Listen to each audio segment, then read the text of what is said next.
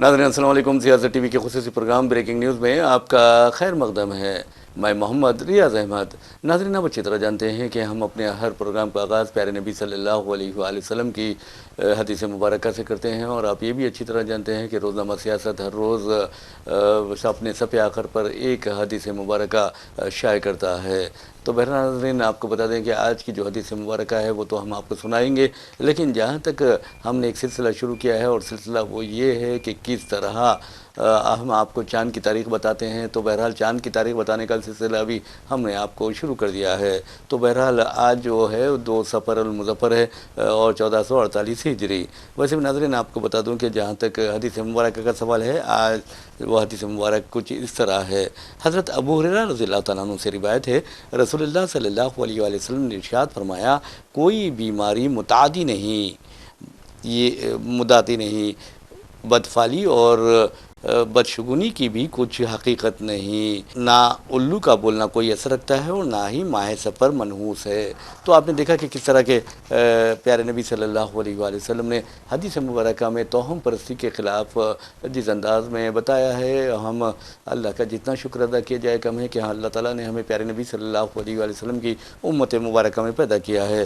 तो बहरहाल नाज़रीन, ख़बरों की तरफ चलते हैं। ब्रेकिंग न्यूज़ है हैदराबाद से। हैदराबाद के मीरपेट से एक ब्रेकिंग न्यूज़ आ रही है, और आपको ये बता दूं कि वैसे भी हैदराबाद के जहाँ तक ताल्लुक़ है, पंडित जवाहरलाल नेहरू ने हैदराबाद को हिंदुस्तान यानी छोटा हिंदुस्तान कहा था, मिनी इंडिया कहा था। और इस सिलसिले में आपको बता दूं कि हैदराबाद मुख्तलिफ़ हिंदुस्तानी रियासतों के लोगों के लिए अब एक दुबई बन गया है, और एक सऊदी अरब बन गया है, कतर बन गया है, बहरीन बन गया है, यानी खलीजी मुल्क बन गया है। और बैरूनी रियासतों ख़ासतौर बिहार है, उड़ीसा है, मगरबी बंगाल है और उत्तर प्रदेश है, वहाँ के लोग हैदराबाद आ रहे हैं। और आपको ये बता दें कि वो रोज़गार यहाँ हासिल कर रहे हैं। लेकिन रोज़गार हासिल करना अलग बात है, अगर अमन व अमान को नुकसान पहुँचाते तो ये ख़तरनाक बात है। तो बहरहाल जो ब्रेकिंग न्यूज़ है वो मीरपेट से हम आपको सुना रहे हैं। हैदराबाद के मीरपेट में आपको बता दूं कि बिहारी जो आबादी है, वहाँ पर बताया जाता है कि एक कॉलोनी में 500 बिहारी आबाद हैं। तो बहरहाल 2 बिहारी सूर्या और भूगेश नामी ये जो अफराद हैं,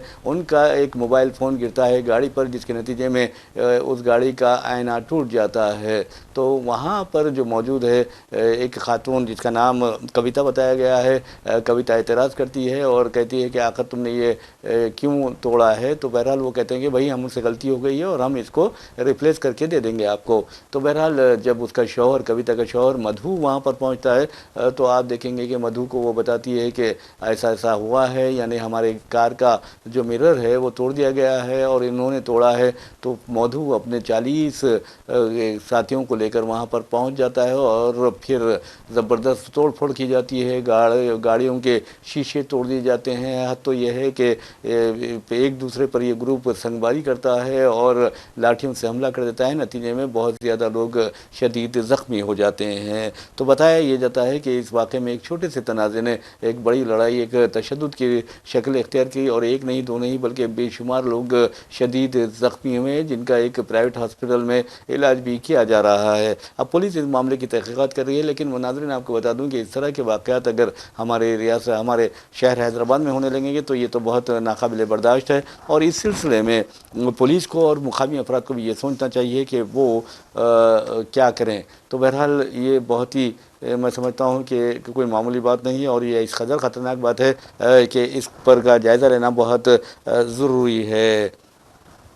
वैसे भी नाज़रीन आपको बता दूं कि हमारे वज़ीर-ए-आज़म, आज का दिन जो ब्रेकिंग न्यूज़ को जो मैं आपको सुना रहा हूं, आज का दिन हमारे लिए बहुत अच्छी बात है। ख़ास तौर पर महकमे रेलवे के लिए तो मैं समझता हूं कि बहुत गैर मामूली बात है। हमारे वज़ीर-ए-आज़म नरेंद्र मोदी ने हिंदुस्तान की पहली हाइड्रोजन पावर्ड जो ट्रेन है, यानी हाइड्रोजन पावर ट्रेन का इफ्तिताह किया है, हरी झंडी बनाकर उसे रवाना किया है। और ये जो ट्रेन है ये 80 किलोमीटर यानी जिंद से लेकर सोनीपत रूट पर चलेगी, यानी हरियाणा में चलाई जा रही है। तो बहुत बड़ी बात है, और ये पहली मर्तबा है कि इसमें इस ट्रेन में हाइड्रोजन फ्यूल सेल टेक्नोलॉजी इस्तेमाल की जाएगी। तो बहरहाल ये बहुत बड़ी बात है, और मैं समझता हूँ कि हिंदुस्तान हिंदुस्तान की तरक्की के लिए इस तरह के जो इक़दाम है वो हुकूमत को करने चाहिए। और काश हुकूमत मंदिर मस्जिद के बजाय या फिर हिंदू मुस्लिम के बजाय इस तरह के तरक्की वाले या तरक्याती प्रोजेक्ट्स पर तवज्जो देती है तो हिंदुस्तान का फ़ायदा होगा, हिंदुस्तानियों का फ़ायदा होगा। तो बहरहाल अब ये जो ट्रेन है इसमें आपको बता दूं कि हाइड्रोजन पावर्ड जो ट्रेन है उसमें जो टेक्नोलॉजी इस्तेमाल की जा रही है पहली मरतबा वो है हाइड्रोजन फ्यूल सेल टेक्नोलॉजी इस्तेमाल की जाएगी। और इससे क्या होगा, जो फ्यूल सेल होते हैं वो इलेक्ट्रिसिटी प्रोड्यूस करेंगे और फिर ये भी बताया जा रहा है कि ये बहुत ही क्लीनर अल्टरनेटिव है डीजल ट्रेन्स का, यानी डीजल से चलने वाली जो ट्रेन्स हैं उनका ये बेहतरीन मुतबादिल है ये कहा जा रहा है। तो बहरहाल नाज़रीन ये तो एक ख़बर रही, लेकिन दूसरी खबर हम आपको लिए चलते हैं और आपको ये बता दें कि आपको ये बताना ज़रूरी है कि अक्सर लोग एनुमरेशन फॉर्म को पुर करने के मामले में या फिर अपने नाम ना होने के मामले में बहुत ज़्यादा परेशान है। उन्हें परेशान होने की कोई ज़रूरत नहीं है। आपको बता दूं जिनके वोटर ID कार्ड्स हैं मौजूद हैं उन्हें एनुमरेशन फॉर्म तक दिया जा रहा है, और जिनके कार्ड मौजूद नहीं है यानी उनके पास वोटर ID कार्ड नहीं है तो वो फॉर्म जो है 6 जो है वो पुर करके, ये फॉर्म 8 जो है वो पुर करके आप अपना नाम वोटर ID कार्ड में शामिल करवा सकते हैं। और वोटर ID कार्ड बनने के लिए कम से कम 17 से 20 दिन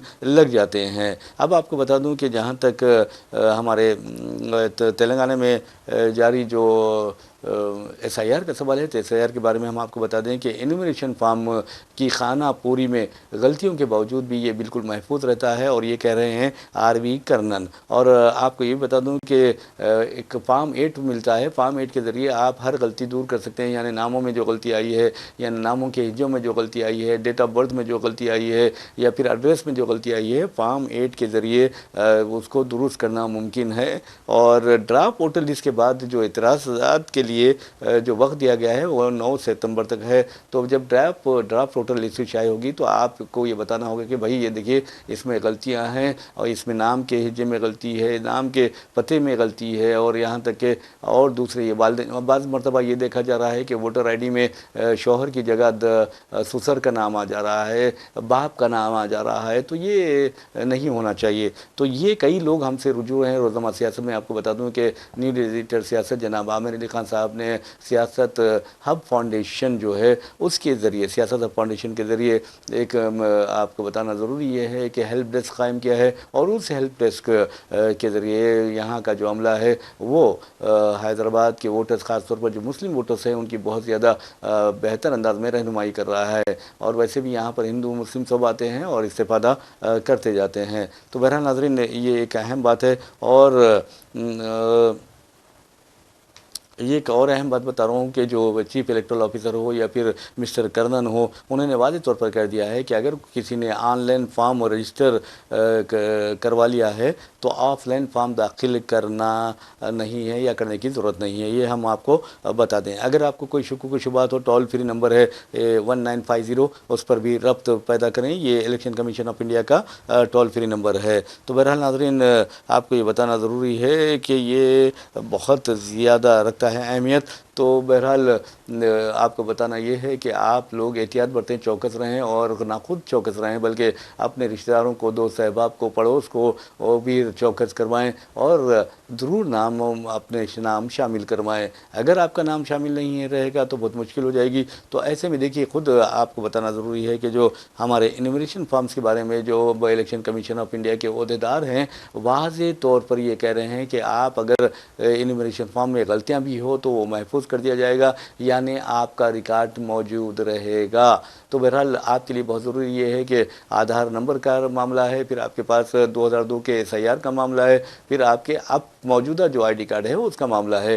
3 चीज़ें आपके पास रहेंगी तो आप ज़रूर अपना नाम, अपना एड्रेस, अपना यानी लोकेलिटी का जो रहता है, यानी असेंबली कॉन्स्टिट्यूंसी का, फिर असेंबली कॉन्स्टिट्यूंसी नंबर का, फिर पार्ट नंबर, सीरियल नंबर, ये जो होता है वो लिखना पड़ता है। और को ज़्यादा अहमियत यानी बहुत यानी मुश्किल मरहला नहीं है, लोग उसे मुश्किल समझ रहे हैं। इसलिए हम आपको मशवरा देते हैं कि ये मुश्किल मरहला नहीं है, आप सुकून से अपना फॉर्म फिल कीजिए या फिर ऑनलाइन रजिस्टर भी करवा सकते हैं। अगर किसी ने ऑनलाइन रजिस्टर करवा दिया है तो समझिए कि उसे दोबारा यानी मैनुअल अंदाज में जो फॉर्म है वो दाखिल करने की ज़रूरत नहीं है। तो बहरहाल नाज़रीन, ये तो रही बात। और एक नई तब्दीली, हमारे वज़ीर आज़म नरेंद्र मोदी ट्रंप की तरह की हरकतें करते हैं। अपोजिशन कायदीन का ये कहना है कभी कुछ। आपने देखा कि हालिया अरसे के दौरान मरकज़ी वज़ारत ख़ारजा का एक सीनियर अहदेदार कहता है कि पासपोर्ट जो है वो शहरियत की अलामत नहीं है, शहरियत का दस्तावेज़ नहीं है, बल्कि ये एक सफरी दस्तावेज़ है। फिर उसके बाद कल भी आपने देखा कि पासपोर्ट जो मरकज़ी वज़ारत ख़ारजा के जो तर्जुमान हैं उनका बयान आता है, वो भी घुमा फिरा कर वही बात कहते हैं कि भाई ये सफरी दस्तावेज़ को यकीनी बनाने का यानी सफ़र को यकीनी बनाने का डॉक्यूमेंट है। तो अब अंदाज़ा कीजिए कि इनको पता नहीं क्या हो गया है। इनको बड़े IAS ऑफिसर्स होते हैं, IPS ऑफिसर्स होते हैं, इंडियन फॉरेन सर्विस के ऑफिसर्स होते हैं, इन्हें साफ तौर पर बात कहना क्यों नहीं पड़ती या क्यों नहीं कहना चाहते। ये कह देते कि भाई ये शहरियत का यानी दस्तावेज़ नहीं है, शहरियत का सबूत नहीं है। अगर ये कह देते तो ठीक था, लेकिन आप ये बताइए कि अगर आप किसी बैरून मुल्क जाएंगे, हिंदुस्तानी पासपोर्ट आपके पास होगा, तो फिर पासपोर्ट की बुनियाद पर आपको हिंदुस्तानी माना जाता है। अगर पासपोर्ट की बुनियाद पर हिंदुस्तानी माना जाता है तो क्या ये शहरियत का दस्तावेज़ नहीं हुआ, शहरियत की डॉक्यूमेंट नहीं हुई है? ये सोचने वाली बात है सर, ये अकल की बात है, कॉमन सेंस की बात है। क्या हमारे अहदेदारों में कॉमन सेंस नहीं है?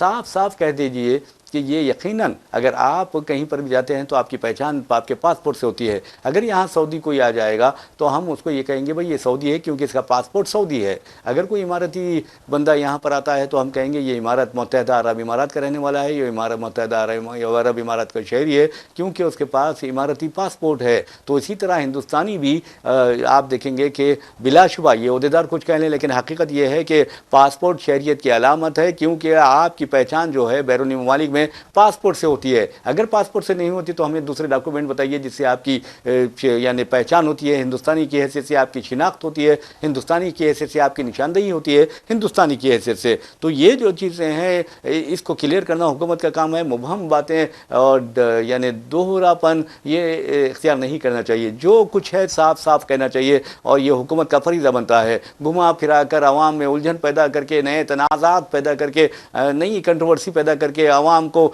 दूसरे अहम मसाइल से की तवज्जो आवाम की हटा कर इस तरह के बगैर ज़रूरी मसलों में उलझा देना ये अच्छी बात नहीं है। तो बहरहाल नाज़रीन, हम आपको बात कर रहे थे इनुमरेशन फॉर्म की। इनुमरेशन फॉर्म तो आपके पास आ चुका है और इनुमरेशन फॉर्म की खानापुरी में गलती के बावजूद जो है वोट महफूज रहेगा आपको परेशान होने की ज़रूरत नहीं है। लेकिन आप याद रखिए, आप इनुमरेशन फॉर्म को ज़रूर फिल कीजिए, पुर कीजिए और पुर करके जो BLOs हैं उनको दे दीजिए। और वैसे भी नाज़रीन आपको बताना है कि जैसा कि मैंने कहा है कि नरेंद्र मोदी हुकूमत कभी कुछ इकदाम करती है। जैसा कि पासपोर्ट के बारे में उसने अजीब गरीब बातें की। अब आधार कार्ड की ज़िराक्स नहीं चलेगी, मरकज़ी हुकूमत ने यह फैसला कर लिया है। अब क्यों नहीं चलेगी, किसी नहीं चलेगी, आप अंदाज़ा कीजिए कि आधार नंबर देख लीजिए। अगर कोई ज़िराक्स भी लाता है फ़ौरन आधार कार्ड का जो नंबर है वो आप टाइप कर दीजिए, आपको पूरी हकीकत मालूम हो जाएगी। फिर आपको ज़िराक्स नहीं चाहिए, ज़िराक्स नहीं चलेगी, ये क्या अजीब गरीब बातें हैं। ऐसे छोटे छोटे बातों में अवाम को उलझा कर रख दिया जा रहा है और ये बहुत ख़तरनाक है। और वैसे भी नाज़रीन आपको बता दूं कि QR कोड से होगी डिजिटल तस्दीक, यानी आधार कार्ड की जो QR कोड से डिजिटल तस्दीक होने वाली है, ये एक नई तब्दीली आई है। अब आप अंदाज़ा कीजिए। तो बहरहाल एक चीज़ है। और तो इस सिलसिले में मरकज़ी वज़ीर इत्तलात यानी इंफॉर्मेशन जो मिनिस्ट्री है उसने एक मकतूब तमाम रियासतों को जारी भी कर दिया है। तो ऐसे आप अंदाज़ा कर दें कि किस तरह के हालात यहाँ पर पैदा हो रहे हैं और ऐसे में बहुत सोच समझ कर यानी इक़दाम करने चाहिए और आपको कानून का पाबंद रहना चाहिए। याद रखिए, अगर आप कानून के पाबंद होते हैं तो ये बहुत ठीक है, लेकिन अगर आप कानून के पाबंद नहीं होते तो समझिए कि ये गलत है और आपको कानून का पाबंद होना चाहिए। तो ये चीज़ें अहम है। वैसे भी नाज़रीन आपको बता दूं कि जहां तक इंटरनेशनल लेवल की बात करते हैं तो इंटरनेशनल लेवल से एक खबर आ रही है कि अमेरिकी फ़ौज, जैसा कि डोनाल्ड ट्रंप ने कहा कि हम ईरान के पुलों को तबाह व बर्बाद कर देंगे, सड़कों को तबाह व बर्बाद कर देंगे और तहरंगाहों को तबाह करेंगे, रेलवे स्टेशनों को तबाह कर देंगे। तो बहरहाल अब आपको बता दूं कि अमेरिका ने ताज़ा हमला कर दिया है ईरान पर, जिसके नतीजे में आपको बता दूं निशाना बनाया गया है पुलों को, एयरपोर्ट्स को और ट्रेन स्टेशनों को, यानी रेलवे स्टेशनों को निशाना बनाया गया है। ज़बरदस्त तबाही हुई है और ये भी इतलात हैं कि 7 अफराद अपनी ज़िंदगियों से महरूम हो गए हैं। तो बहरहाल इस तरह की जो हरकतें हो रही हैं, अमेरिका पता नहीं क्या करना चाहता है और अमेरिका ख़ास तौर पर ऐसा लग रहा है कि इसराइल के जो अज़ाइम है उसकी तकमील कर रहा है और पूरी तरह जो इसराइली वज़ीर-ए-आज़म है नेतन्याहू, अमेरिकी सदर डोनाल्ड ट्रंप को बेवकूफ़ बनाने में कामयाब हो गए हैं। ऐसे में अमेरिका को भी कुछ सोचना चाहिए, अमेरिका को कोई यानी एहतियाती तदाबीर इख्तियार करनी चाहिए, वरना बहुत मुश्किल हो जाएगा। वैसे भी नाज़रीन आपको बता दूं कि मुसलसिल 6 दिनों से अमेरिकी जो है फ़ौज जो है वो ईरान को फ़ज़ाई हमलों का निशाना बना रही है और ख़ास तौर पर ईरान के जो सिविल इंफ्रास्ट्रक्चर है, मिसाल के तौर पर ब्रिजेस वगैरह, उसको निशाना बनाया जा रहा है। अब कहा यह जाता है कि 6 दिन के दौरान अमेरिका ने 3 ब्रिजेस को, एक ट्रेन स्टेशन को और एक एयरपोर्ट को निशाना बनाया है और इन हमलों में ये बताया जाता है कि कम से कम 7 अफराद अपनी ज़िंदगियों से महरूम हो गए, जबकि ईरान ने भी कह दिया है कि हम अपनी एक इंच ज़मीन पर भी दुश्मन को कब्जा करने नहीं देंगे। और आपको बता दूं कि पनामा कैनाल, जिस पर अमेरिका ने दावा किया था लेकिन आज तक अमेरिका उसका कंट्रोल नहीं हासिल कर सका, और जबकि पनामा कैनाल जो है, जो पनामा मुल्क है, वो अमेरिका से बिल्कुल करीब है। जबकि अगर आप आबना हरमुज़ की बात करते हैं तो अमेरिका से ये 12,000 किलोमीटर के फासले पर वाक़ है और डोनाल्ड ट्रंप चाहते हैं कि उस पर कंट्रोल करे, डोनाल्ड ट्रंप चाहते हैं कि उस पर काबू पाए, लेकिन ये मुमकिन दिखाई नहीं देता। लेकिन एक बात यह है कि मशरिक़ वसा के जितने ममालिक हैं उनकी तबाही यकीनी दिखाई दे रही है, क्योंकि अगर इस जंग में सऊदी अरब और मुत्तहिदा अरब इमारात भी कूद पड़ते हैं, और जैसे कि अमेरिका कोशिश कर रहा है, इसराइल पूरी कोशिश कर रहा है कि सऊदी अरब और मुत्तहिदा अरब इमारात भी इस जंग में कूद जाएँ, इसराइल की पूरी ख्वाहिश है, तो समझिए कि सारा इलाका जंग की लपेट में आ जाएगा, बहुत ख़तरनाक हालात पैदा होंगे। तेल की कीमतें तो आसमान को छूने लगेगी। वैसे भी आप देखेंगे कि यहाँ पर फिल वक्त जो खाम तेल की कीमत है, उसकी कीमत, खाम तेलों की कीमत में, चाहे वो किसी भी किस्म का खाम तेल हो, उसकी कीमत में ज़बरदस्त इजाफा होता जा रहा है। और पहले ही हमारे पास आप देखेंगे 115 रुपये फ़ी लीटर पेट्रोल फ़रोख्त किया जा रहा है, जबकि जो पकवान गैस है उसकी कीमतों में भी मुसलसल इजाफा किया जा रहा है। 11 मरतबा अब तक इजाफा कर दिया है नरेंद्र मोदी ने हालिया अरसे के दौरान, और पेट्रोल की कीमत में 4 मरतबा उन्होंने इजाफा किया है। अब देखना यह है कि अगर सऊदी अरब या मुत्तहिदा अरब इमारात इस जंग में शामिल होने की कोशिश करते हैं या शामिल होते हैं, जैसा कि इसराइल चाह रहा है, जैसा कि अमेरिका चाह रहा है, अमेरिका तो नहीं, ज़्यादातर इसराइल यही चाह रहा है कि मुस्लिम ममालिक भी, अरब ममालिक भी इस जंग में कूद पड़ें। तो बहरहाल ये सूरत हाल ख़तरनाक है, और अगर इस तरह के हालात पैदा होते हैं तो मशरिक़ वस्ता को बहुत ज़्यादा नुकसान पहुँचेगा, खलीजी ममालिक को बहुत ज़्यादा नुकसान पहुँचेगा। वैसे भी एक मोहतात अंदाजे के मुताबिक एक रिपोर्ट मंजर-ए-आम पर आई है, जिसमें मोहतात अंदाजे के मुताबिक बताया गया है कि अमेरिका को ईरान के साथ जंग के नतीजे में 150 अरब डॉलर का नुकसान हुआ है। तो आप अंदाज़ा कीजिए 150 अरब डॉलर कोई मामूली बात नहीं है, और अमेरिका चाहता यही है कि वो अपने हरमुज़ को खुला रखे। एक बात अच्छी हुई नाज़रीन, आपको बता दूं कि जेडी वेंस जो हैं अमेरिकी नायब सदर हैं, उन्होंने बहुत अच्छी बातें की हैं और कहा कि इसराइल को शदीद तनक़ीद का निशाना बनाया और कहा कि इसराइल ये नहीं चाहता था कि अमन माहिदा हो, और अब जब कि अमन माहिदा हो चुका है, इसराइल जो है वो उस अमन माहिदे को सबोताज कर रहा है। इस बात की उन्होंने, उस बात के इशारे दिए हैं उन्होंने, और ये बहुत बड़ी बात है कि अमेरिकी नायब सदर जिस अंदाज में बात कर रहे हैं वो डोनाल्ड ट्रंप के लबो लहजे से बिल्कुल मुख्तलिफ है, बिल्कुल अलग थलग दिखाई देती है। तो बहरहाल आप देखेंगे कि किस तरह के हालात पैदा होते हैं। अब ईरान ने वाज़ेह तौर पर कह दिया है, और ख़ास तौर पर आप देखेंगे कि वो मिज़ाइल दाग रहा है, उर्दून पर मिज़ाइल दाग रहा है, कुवैत पर मिज़ाइल दाग रहा है, और यहाँ तक कि मुत्तहिदा अरब इमारात को भी निशाना बनाने का वो ऐलान कर चुका है। अब ईरान ने कहा है, इंतबा दिया है खलीजी ममालिक को कि अगर तुम अमेरिका के साथ दोगे तो फिर हम तुम्हारे मुल्क ममालिक में मौजूद अमरीकी फ़िज़ाई अड्डों को निशाना बनाएंगे, दुश्मन के फ़िज़ाई फ़िज़ाई अड्डों को निशाना बनाएंगे। आपको ये भी बताना ज़रूरी है कि जो पड़ोसी रियासतें हैं, पड़ोसी मुल्क है, ममालिक हैं, वहाँ पर मौजूद अमरीकी अड्डों को ईरान मुसलसल निशाना बना रहा है।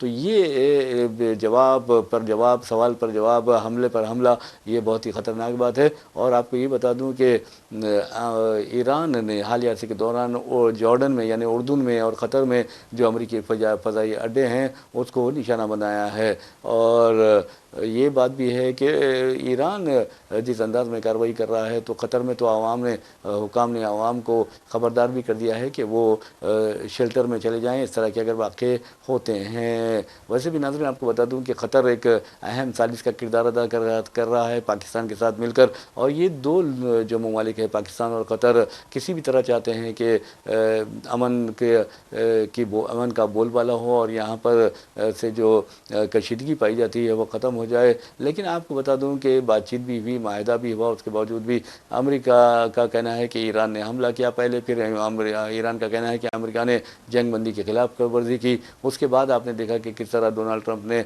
जंगबंदी ख़त्म कर दी, फिर ईरान पर हमले शुरू कर दिए। ईरान ने भी जवाबी हमले अमरीकी फ़ज़ाई अड्डों पर शुरू किए। ये भी कहा जा रहा है कि इराक़ में भी ईरान ने अमरीकी फ़ज़ाई अड्डों को निशाना बनाया, जिससे अमरीकी फ़ौज में काफ़ी हैबत पाई जाती है, हैबत तारी हो गई है। वैसे भी अब ईरान का जो आसान निशाना वो बहरीन और कुवैत है, और बहरीन और कुवैत में ईरान मुसलसल हमले करता जा रहा है। तो ये जो चीज़ें हैं बहुत ख़तरनाक है। और आपको ये बता दूं कि अब अमेरिका के बारे में ये कहा जा रहा है कि अमरीकी जो फ़िज़ाई हमले हैं उसके ज़रिए ईरान के जुनूबी साहेली शहरों को और जज़ीरों को निशाना बनाया गया है। और अहवाज़ में और ख़िश्म में बूशेर है, दश्ती है, बोस्तान है, सिरिक और बंदरे लेंगे जो है वहाँ पर बहुत ज़्यादा धमाके की आवाज़ सुने गए। अमेरिका ने वहाँ पर निशाना बनाया है। बंदरे ख़मीर जो है वहाँ पर 3 ब्रिजेस को निशाना बनाया गया है, जबकि बंदर अब्बास में और तापे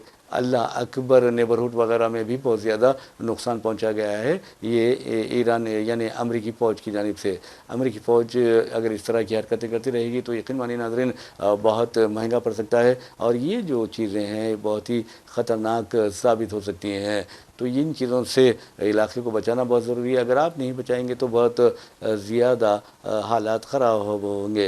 वैसे भी नाज़रीन आपको बता दूं कि जहाँ तक तेलंगाना में MBBS सीट्स का सवाल है, तेलंगाना में MBBS सीट्स की तादाद में तकरीबन 810 का इजाफ़ा कर दिया गया है। यानी तेलंगाना में जो मौजूदा सीट्स हैं उससे 810 सीट्स ज़्यादा होंगी, जिसके नतीजे में हो सकता है कि हमारे जो अक़लियती बच्चे हैं या बच्चियाँ हैं उन्हें भी इसका फ़ायदा मिल सकता है। वैसे भी आपको बता दूं कि जहां तक MBBS सीट का सवाल है उसमें पहले ही गुज़िश्ता साल की 8,840 जो तादाद सीटें थी वो बढ़कर 9,550 हो गई हैं। तो इससे बहुत ज़्यादा फ़ायदा होगा अक़लियती बच्चों को भी और रियासत तेलंगाना को भी। वैसे भी नाज़रीन आपको बता दूं कि जहाँ तक माइनॉरिटीज़ का सवाल है, ख़ासकर मुस्लिम लड़के लड़कियों का सवाल है, हर साल अल्लाह का शुक्र है कि 850 से ज़ायद जो है MBBS सीट्स उन्हें मुफ्त में मिल रही हैं, फ्री सीट हासिल कर रही हैं। ये एक अच्छी बात है। और हो सकता है कि अब ये जो नीट का भी रिज़ल्ट निकल चुका है और अब आपको बता दूं कि हो सकता है कि नीट का रिज़ल्ट निकलने के बाद से जो बेचैनी बच्चों में पाई जाती है वो तो दूर हो गई है। अब देखना यह है कि कितने बच्चों को फ्री सीट मिलती है, यही एक अहम सवाल है। ये अगर हो गया तो बहुत अच्छी बात है। वैसे भी नाज़रीन आपको बता दूं कि आज रियासती काबीना का भी एक अहम इजलास मुनक़्क़िद हो रहा है और मैं समझता हूँ कि हाल ही में जिस तरह चीफ मिनिस्टर रेवंत रेड्डी ने कांग्रेस के अरकान पार्लियामेंट, अरकान असम्बली, अरकान कानून साज़ काउंसिल और दूसरे जो अहम लीडर्स हैं, DCC प्रेसिडेंट्स हैं, उनको जिस अंदाज़ में फटकारा था, ललकारा था और कहा था कि आप लोग SIR को ईजी मत लीजिए, ये बहुत ही संगीन मसला है और BJP SIR को हथियार के तौर पर इस्तेमाल कर रही है।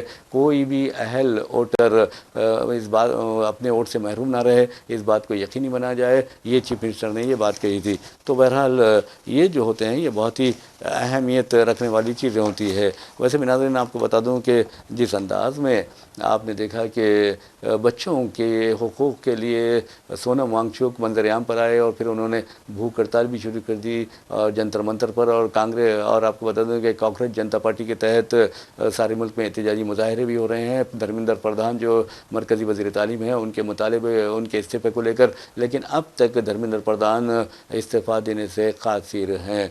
तो बहरहाल नाज़रीन, आपको बता दूं कि ये जो इस्तीफ़ा का मामला है, अब धर्मेंद्र प्रधान इस्तीफ़ा दें ना दें, लेकिन एक बात ज़रूर है कि सोनम वांगचुक की हालत बहुत ख़राब होती जा रही है। उन्होंने भूख हड़ताल की है और 20 जुलाई को खुद सोनम वांगचुक ने तमाम तलबा बिरादरी से, जो अहम शख्सियतों से, एमिनेंट पर्सनालिटी से ये अपील की है कि वो 20 मार्च को पार्लियामेंट तक होने वाले मार्च में शिरकत करें और शिरकत करते हुए उनका साथ दें। इस तरह की बात सोनम वांगचुक ने कही है। और नाज़रीन, आपको बता दूं कि सोनम वांगचुक के बारे में दिल्ली हाई कोर्ट ने वाज़ेह तौर पर कहा है कि उनकी जान कीमती है और वो कौम का असासा है। ऐसे में डॉक्टर्स को की जिम्मेदारी बनती है कि हर रोज़ जाकर डॉक्टर्स उनकी हालत का मायना करते रहें, जिस्मानी मायना करें और देखें कि उनकी हालत कैसी है। तो ये जो चीज़ें होती हैं बहुत ही अहमियत रखने वाली होती हैं। और बहुत अच्छी बात यह है कि तलबा के लिए सोनम वांगचुक उठ खड़े हुए। अगर सोनम वांगचुक को कुछ हो जाता है तो समझिए कि फिर तो वहाँ पर कोई और खड़ा होने वाला नहीं है। तो बहरहाल नाज़रीन, इसी के साथ हम अपना प्रोग्राम